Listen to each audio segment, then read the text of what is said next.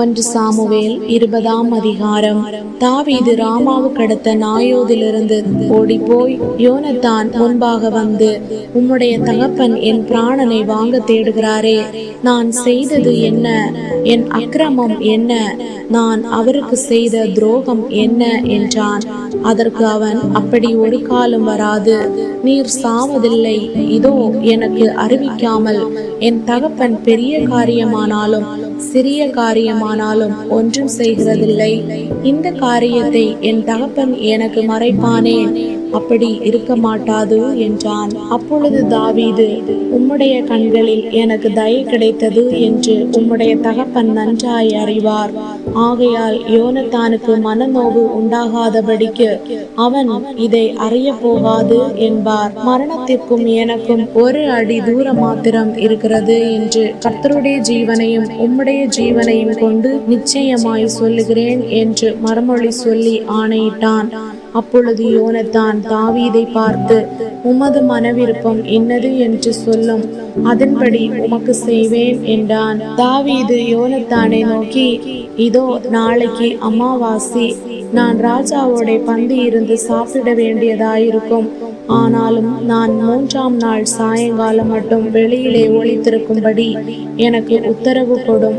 உம்முடைய தகப்பன் என்னை குறித்து விசாரித்தால் தன் ஊராகிய பெத்லெகேமிலே தன் குடும்பத்தார் யாவரும் வருஷத்துக்கு ஒரு தரம் பலியிட வருகிறபடியால் தாவீது அவ்விடத்திற்கு போக என்னிடத்தில் வருந்தி கேட்டான் என்று நீர் சொல்லும். அதற்கு அவர், நல்லது என்றால் உம்முடைய அடியானுக்கு சமாதானம் இருக்கும். அவருக்கு எரிச்சல் உண்டானால் அவராலே பொல்லாப்பு தீர்மானப்பட்டிருக்கிறது என்று அறிந்து கொள்வீர். ஆகையால் உம்முடைய அடியானுக்கு தயை செய்ய வேண்டும்.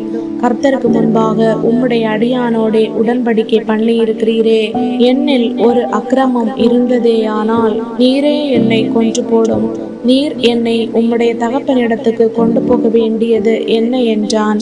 அப்பொழுது யோனத்தான், அப்படி உமக்கு வராதிருப்பதாக, உமக்கு பொல்லாப்பு செய்ய என் தகப்பனாலே தீர்மானித்திருக்கிறது என்று நான் நிச்சயமாய் அறிந்தேனானால் நான் அதை உமக்கு அறிவிக்காதிருப்பேனோ என்றான். தாவீது யோனத்தானை நோக்கி, உம்முடைய தகப்பன் கடினமான உத்தரம் சொன்னால் அதை யார் எனக்கு அறிவிப்பார் என்றான். அப்பொழுது யோனத்தான் தாவீதை பார்த்து, ஊருக்கு வெளியே போவோம் வாரும் என்றான். இருவரும் வெளியே புறப்பட்டு போனார்கள்.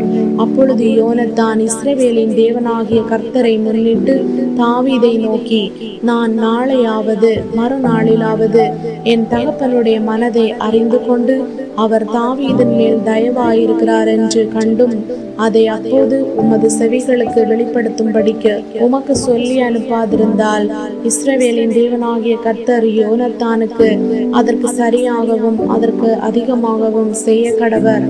ஆனாலும் உமக்கு தீங்கு செய்ய என் தகப்பனுக்கு பிரியமாயிருந்தால் அதை உமது செவிகளுக்கு வெளிப்படுத்தி நீர் சமாதானத்தோட போகும்படிக்கு உம்மை அனுப்பிவிடுவேன். கர்த்தர் என் தகப்பனோடு இருந்தது போல் உம்மோடும் இருப்பாராக. மேலும் நான் உயிரோடு இருக்கையில் நான் சாகாதபடிக்கு நீர் கர்த்தரின் நிமித்தமாய் எனக்கு தயவு செய்ய வேண்டியதும் அல்லாமல் கர்த்தர் தாவீதின் சத்துருக்களாகிய ஒவ்வொருவரையும் பூமியின் மேல் இராதபடிக்கு வேர் அறுக்கும் போதும் நீர் என்றைக்கும் உமது தயவை என் வீட்டை விட்டு அகற்றி விடாமலும் இருக்க வேண்டும் என்றான். இப்படி யோனத்தான் தாவீதின் குடும்பத்தோட உடன்படிக்கை பண்ணி தாவீதுடைய சத்துருக்களின் கையிலே கர்த்தர் கணக்கு கேட்பாராக என்று சொல்லி யோனத்தான் தாவீதை மிகவும் சிநேகித்தபடியினால் பின்னும் அவனுக்கு ஆணையிட்டான். தன் உயிரை சிநேகித்தது போல அவனை சிநேகித்தான். பின்பு யோனத்தான் தாவீதை பார்த்து, நாளைக்கு அமாவாசை, நீர் உட்கார வேண்டிய இடம் காலியாயிருப்பதினால் உம்மை குறித்து விசாரிக்கப்படும். காரியம் நடந்த போது 3ஆம் நாளிலே நீர் ஒளித்திருக்கும் இடத்திற்கு தீவிரித்து வந்து ஏசேல் என்னும் கல்லண்டையில் உட்கார்ந்திரும். அப்பொழுது நான் குறிப்பு வைத்து எய்கிறது போல அதற்கு பக்கமாக 3 அம்புகளை எய்து நீ போய் அந்த அம்புகளை தேடி வா என்று ஒரு பிள்ளையாண்டானை அனுப்புவேன். இதோ அம்புகள் உனக்கு இப்புறத்திலே கிடக்கிறது, அவைகளை எடுத்துக்கொண்டு வா என்று பிள்ளையாண்டானிடத்தில் நான் சொன்னால், நீர் வாரும், அப்பொழுது ஒன்றுமில்லை, உமக்கு சமாதானம் இருக்கும் என்று கர்த்தருடைய ஜீவனை கொண்டு சொல்லுகிறேன். இதோ அம்புகள் உனக்கு அப்புறத்திலே கிடக்கிறது என்று நான் அந்த பிள்ளையாண்டானிடத்தில் சொன்னால், நீர் போய்விடும், அப்பொழுது கர்த்தர் உம்மை போக சொல்லுகிறார் என்று அறியும். நீரும் நானும் பேசிக்கொண்ட காரியத்திற்கு இதோ கர்த்தர் எனக்கும் உமக்கும் என்றைக்கும் நடந்திருக்கும் சாட்சி என்றான். அப்படியே தாவீது வெளியிலே ஒளித்து கொண்டிருந்தான். அமாவாசையான போது ராஜா போஜனம் பண்ண உட்கார்ந்தான். ராஜா சுவரண்டையில் இருக்கிற தன் இடத்தில் எப்போதும் போல் உட்கார்ந்த போது யோனத்தான் எழுந்திருந்தான். அப்னேரோ சவுலுடைய பக்கத்தில் உட்கார்ந்தான். தாவீது இருக்கும் இடம் காலியாயிருந்தது. ஆனாலும் அவன் தீட்டாயிருக்கிறானாக்கும், அவன் தீட்டுப்பட்டு தான் இருக்க வேண்டும் என்று அன்றைய தினம் சவுல் ஒன்றும் சொல்லவில்லை. அமாவாசைக்கு மறுநாளிலும் தாவீது இருக்கும் இடம் காலியாயிருந்தது. அப்பொழுது சவுல், ஈசாயின் மகன் நேற்றும் இன்றும் போஜனத்துக்கு வராதே போனது என்ன என்று தன் குமாரனாகிய யோனத்தானை கேட்டான். யோனத்தான் சவுலுக்கு பிரதியுத்தரமாக, பெத்லகேம் மட்டும் போக தாவீது என்னிடத்தில் வருந்தி கேட்டு, அங்கே நான் போக வேண்டும். எங்கள் குடும்பத்தார் ஊரிலே பலியிட போகிறார்கள். என் தமையன் என்னை வரும்படி கட்டளையிட்டார். உம்முடைய கண்களில் எனக்கு தயை கிடைத்ததானால் நான் என் சகோதரரை பார்க்கிறதற்கு போக எனக்கு உத்தரவு கொடும் என்றான். இதனாலே தான் அவன் ராஜாவின் பந்திக்கு வரவில்லை என்றான். அப்பொழுது சவுல் யோனத்தான் மேல் கோபம் உண்டவனாகி அவனை பார்த்து, இரண்டகமும் மாறுபாடும் உள்ளவளின் மகனே, நீ உனக்கு வெட்கமாகவும் உன் தாயின் மானத்திற்கு வெட்கமாகவும் ஈசாயின் மகனை தோழனாக தெரிந்து கொண்டிருக்கிறதை நான் அறியேனோ? ஈசாயின் மகன் பூமியின் மேல் உயிரோடு இருக்கும் நாள் வரையும் நீ ஆனாலும் உன் ராஜ்யபாரமானாலும் நிலைப்படுவதில்லை. இப்போதே அவனை அழைப்பித்து என்னிடத்தில் கொண்டு வா, அவன் சாக வேண்டும் என்றான். யோனத்தான் தன் தகப்பனாகிய சவுலுக்கு பிரதியுத்தரமாக, அவன் ஏன் கொல்லப்பட வேண்டும்? அவன் என்ன செய்தான் என்றான். அப்பொழுது சவுல் அவனை குத்தி போட அவன் மேல் ஈட்டியை எறிந்தான். ஆகையால் தாவீதை கொன்று போட தன் தகப்பன் தீர்மானித்திருக்கிறான் என்பதை யோனத்தான் அறிந்து கொண்டு கோபதாபமாய் பந்தியை விட்டு எழுந்திருந்து போய் அமாவாசையின் மறுநாளாகிய அன்றைய தினம் போஜனம் பண்ணாதிருந்தான். தன் தகப்பன் தாவீதை நிந்தித்து சொன்னது அவனுக்கு மனநோவாயிருந்தது.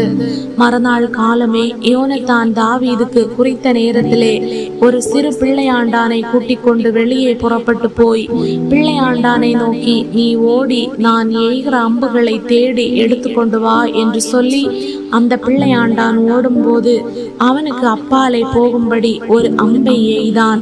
யோனத்தான் எய்த அம்பிருக்கும் இடம் மட்டும் பிள்ளையாண்டான் போன போது, அம்பு உனக்கு இன்னும் அப்பால் இருக்கிறது அல்லவா என்று யோனத்தான் பிள்ளையாண்டானுக்கு பிறகே இருந்து கூப்பிட்டான். நீ தரித்து நிற்காமல் தீவிரித்து பொட்டென போ என்றும் யோனத்தான் பிள்ளையாண்டானுக்கு பிறகே இருந்து கூப்பிட்டான். அப்படியே யோனத்தானின் பிள்ளையாண்டான் அம்புகளை பொறுக்கி தன் எஜமானிடத்தில் கொண்டு வந்தான். அந்த காரியம் யோனத்தானுக்கும் தாவீதுக்கும் தெரிந்திருந்ததே அல்லாமல் அந்த பிள்ளையாண்டானுக்கு ஒன்றும் தெரியாதிருந்தது. அப்பொழுது யோனத்தான் தன் ஆயுதங்களை பிள்ளையாண்டானிடத்தில் கொடுத்து, இவைகளை பட்டணத்திற்கு கொண்டு போ என்றான். பிள்ளையாண்டான் போன பின்பு தாவீது தென்புறமான இடத்திலிருந்து எழுந்து வந்து தரையிலே முகங்குப்புற விழுந்து 3 விசை வணங்கினான். அவர்கள் ஒருவரை ஒருவர் முத்தம் செய்து அழுதார்கள். தாவீது மிகவும் அழுதான். அப்பொழுது யோனத்தான் தாவீதை நோக்கி, நீர் சமாதானத்தோടെ போ, கர்த்தர் என்றைக்கும் எனக்கும் உமக்கும் என் சந்ததிக்கும் உமது சந்ததிக்கும் நடுநிற்கும் சாட்சி என்று சொல்லி கர்த்தருடைய நாமத்தை கொண்டு நாம் இருவரும் ஆணையிட்டு கொண்டதை நினைத்து கொள்ளும் என்றான். பின்பு அவன் எழுந்து புறப்பட்டு போனான். யோனத்தானோ பட்டணத்திற்கு போய்விட்டான்.